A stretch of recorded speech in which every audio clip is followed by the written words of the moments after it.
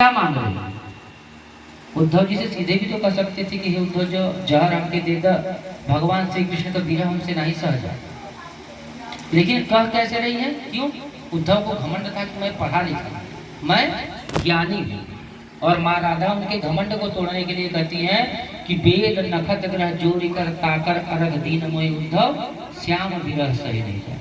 कि तुमको पढ़ने लिखने का घमंड है ना, तो मैं तुम्हारे घमंड को यहाँ जोड़ती हूँ। जोड़ो, 4 वेद, 27 नक्षत्र, 9 ग्रह मिला के हो गए 40, उसका आधा हो गया 20। 20 का अर्थ 20 भी होता है, 20 का अर्थ जहर भी होता है। ताकर अर्घ दीन मोय उद्धव, 20 दे दो उद्धव मुझे, श्याम की विरह हम लोगों से सही नहीं जा रही। उद्धव जी माता राधा के पैरों में गिर गए, नतमस्तक हो गए, माथा रगड़ने लगे। माता जी गलती हो गई हमसे, हम आपको मूर्ख समझते थे। हम तो सोचते थे गवार ग्वालिनियाँ होंगी, हसुआ बना लेकर के गाय भैंस चराती होंगी, उनके लिए चारा इत्यादि काटती होंगी, गाय दुहना आता होगा, इतना ही आता होगा। हमें क्या मालूम था कि आप इतनी ज्ञानी निकल जाएंगे कि हम जैसे को भी शिक्षा दे देंगे। उद्धव जी का ज्ञान का घमंड वहीं पे होगा। कभी भी किसी के अंदर जब घमंड आता है तो उसको तोड़ने के लिए कोई ना कोई उदित हो ही जाता है। और तोड़ता कौन है? जिसे हम महामूर्ख, एकदम निष्काम, बिना मतलब का समझते, वही हमको ऐसा ज्ञान दे देता है कि दांतों तले उंगली दबाना पड़ जाता है कि वो मूर्ख भी इतना बढ़िया शब्द बोल सकता, ऐसे ज्ञान दे सकता। बड़े बड़े पंडित जी लोग आकर के भाषण देते हैं, परिवार में एक रहना चाहिए, मिल के रहना चाहिए, भाई भाई में बैर नहीं होना चाहिए, माता पिता का सेवा नहीं, माता पिता का सेवा करते रहना चाहिए। घर पे ज्यादा के देखेंगे तो जितना बोलते हैं उसका विपरीत ही करते हैं, लेकिन बैठ करके बढ़िया बढ़िया। तो यही है, भगवान कहते हैं कि इन स्त्री पुंसो सूत्र संज्ञा भूतवा गर्भे क्रमादतः। कहते हैं ऐसे लोग हजारों जन्म तक भी अगर जन्म ले लें तो कोई फर्क नहीं पड़ता। अर्थात पापी लोग जैसा पाप कर्म करेंगे वह कितनी बार जन्म ले लें, 1000 बार, 10,000 बार, 84 लाख बार, लेकिन जब तक उनका पाप कर्म उदित रहेगा उन्हें इस जो है मृत्यु लोक से मोक्ष नहीं प्राप्त होगा। मोक्ष तभी प्राप्त होगा जब वह अपवर्ग की प्राप्ति कर ले। कहते हैं अपवर्ग क्या है? तो कहते हैं अपवर्ग का व्याकरण में 2 तरह से भाव दिया गया है, न पवर्ग, अपवर्ग। अर्थात जहाँ पे पवर्ग हो ही नहीं। तो कहते हैं पवर्ग का मतलब कवर्ग में कख गघ अंग, चवर्ग में चछ जज इय, टवर्ग में टठ डढ अड़, तवर्ग में तथ डढ न, और पवर्ग में शब्द आते हैं प फ ब भ म। तो 5 अक्षरों का 5 भाव दिए, क्योंकि 5 इंद्रियों से हमारा शरीर बना है। तो कहते हैं प से होता है पतन, हम पतन की चिंता छोड़ दें। भाई जन्म लिए तो मृत्यु होगा, अटल सत्य है। जब हम इसको जानते हैं उसके बाद भी शरीर के लिए इतना मोहित क्यों है? जानते इसका पतन होना है, छोड़ दो, जब समय आएगा अपने आप पतन होगा, हमारा जो काम है हम करेंगे। फलासा, फ से फलासा, हम कोई भी कर्म करते हैं तो उससे पहले ही सोच लेते हैं कि हम ये काम करेंगे तो हमको ये चीज प्राप्त होगा। फल की चिंता पहले, काम बाद में। भगवान कहते हैं कि तुम काम करो, फल की इच्छा मैं मत रखो, मैं फल दे दूंगा। लेकिन हम क्या करते हैं, किसी की मदद भी करते हैं तो यह सोच के कि आज हम मदद करें, हमारी जरूरत पे हमारा मदद करना चाहिए, जरूर करेगा।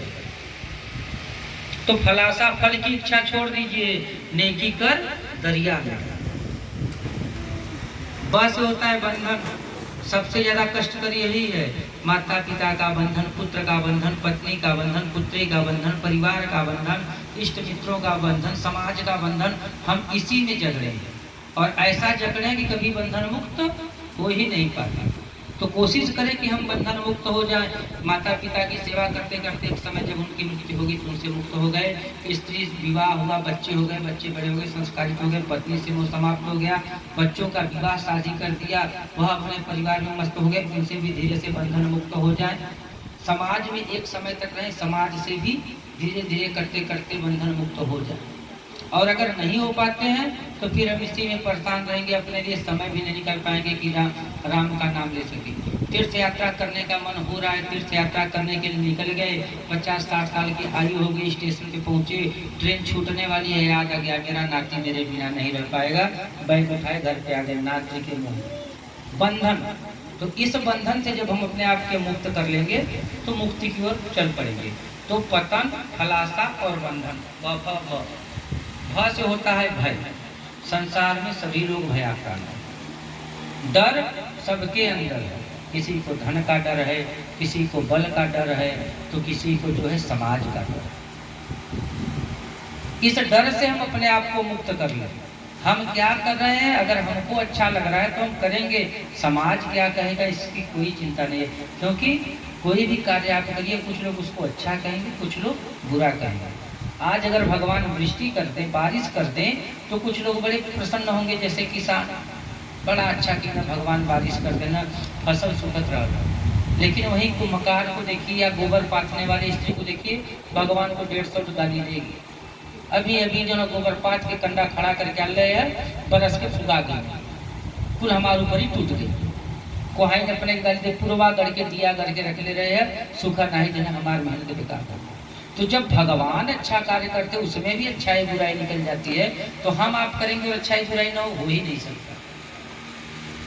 तो ये भय कि हमारा क्या अच्छा होगा क्या बुरा होगा, जिस दिन हम इसको त्याग देना और त्याग करके अपना कर्म करने लगे कि हमको जो अच्छा लगता है वही हम करेंगे, वही अच्छा है, हम मुक्ति की ओर बढ़ने लगेंगे।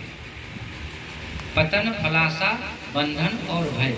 म से होता है मृत्यु। सभी को जो है मृत्यु का डर। सभी जानते हैं कि जन्म लिए हैं तो मृत्यु अवश्य ही होगी, लेकिन फिर भी मृत्यु से बचने के लिए हम लगातार उद्यत रहते हैं। एक उंगली में चोट लग जाए तो बड़े से बड़े डॉक्टर के पास पहुंच के जो है उसको ठीक कराएंगे कि ऐसा न हो कि हमारा सड़न होने लगे, कुछ हो जाए, मुंह कर जाए, हिचकी आ जाए, अगर 10 मिनट 15 मिनट लगातार तो डॉक्टर के पास भाग जाएंगे कि ऐसा न हो कि हाथ के लोग।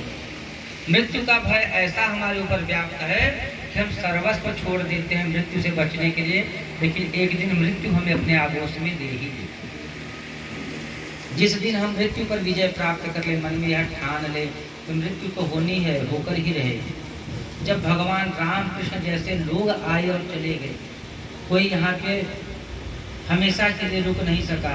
रावण जैसा प्रतापी भी, महाविद्वान, महापराक्रम, उसके साथ महाचंडाल राक्षस, ब्राह्मण कुल में कैकसी के गर्भ से जन्मा राक्षस, ब्रह्म ज्ञाता, भगवान को भी ला करके अपने सामने खड़ा कर दिया। भगवान को भी रावण के कारण जन्म लेना पड़ा कि हम इसको हम ही मार सकते हैं, हमको जन्म लेना पड़ेगा। एक बार नहीं 10-10 बार मत्स्य अवतार लिए, तहाँ पर भी रावण जैसा ही राक्षस जो प्रतापी था। कूर्म अवतार लिए, तब भी जो है पृथ्वी को बचाने के लिए। वराह अवतार लिए, तब भी भगवान को बचाने के लिए। वामन लिए, बलि जैसे राक्षस से जो है धरती को बचाने के लिए। फिर जो है नृसिंह अवतार लिए, हिरण्याक्ष से बचाने के लिए। वराह अवतार लिए, हिरण्यकशिपु से बचाने के लिए। परशुराम का अवतार लिए, सहस्त्रार्जुन से बचाने के लिए। राम का अवतार लिए, रावण से बचाने के लिए। कृष्ण का अवतार लिए, कंस से बचाने के लिए। बुद्ध का अवतार लिए, म्लेच्छों से बचाने के लिए। कल्कि का अवतार लेने वाले हैं कलयुग से बचाने के लिए, पाप से बचाने, कलि अर्थात पाप से बचाने के लिए। तो चारों युगों में जो 10 बार जन्म लेता है भगवान हमें बचाने के लिए, और फिर भी नहीं बचा पाता, तो मृत्यु से हम आप अपने आप को बचा लेंगे, यह कभी संभव नहीं है। तो इन 5 पे अगर हम जो है विजय प्राप्त कर ले, इनकी चिंता छोड़े, तो हम निश्चित ही मुक्ति की ओर बढ़ते जाएंगे और जो काम करेंगे वह मुक्ति के लिए।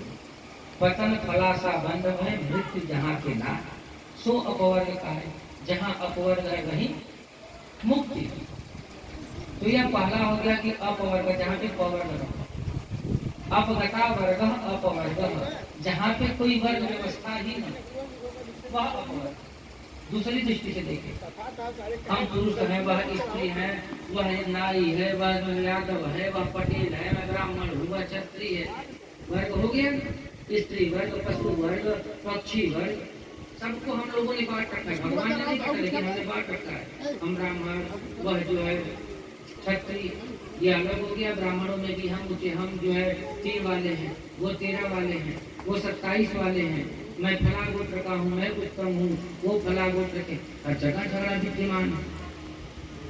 तो भगवान कहते हैं जहाँ वर्ग व्यवस्था ही ना हो, सब एक बराबर, समदर्शी जाने सब कोई, हरि को भजे सो हरि के हो।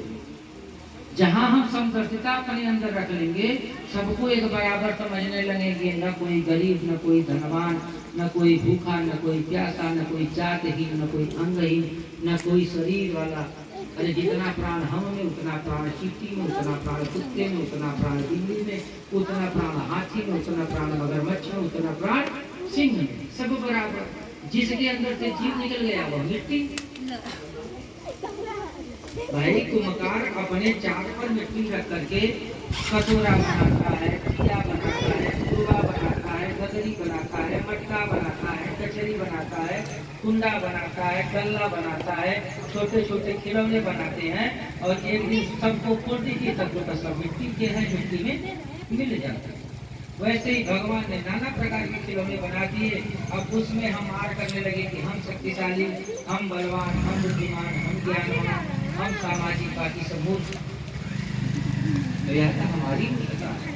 तो जहाँ पे व्यवस्था समाप्त हो जाए, सब में भावना आ जाए, वहीं पे मोक्ष हो जाती है, मुक्ति हो जाती है। अन्यथा मोक्ष और मुक्ति का कोई परिभाषा नहीं।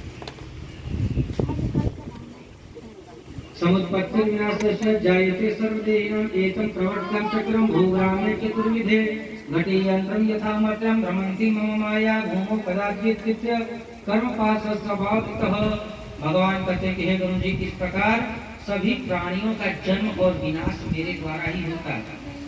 अगर कोई अपने आप को अविमुक्त समझे, मृत्यु से परे,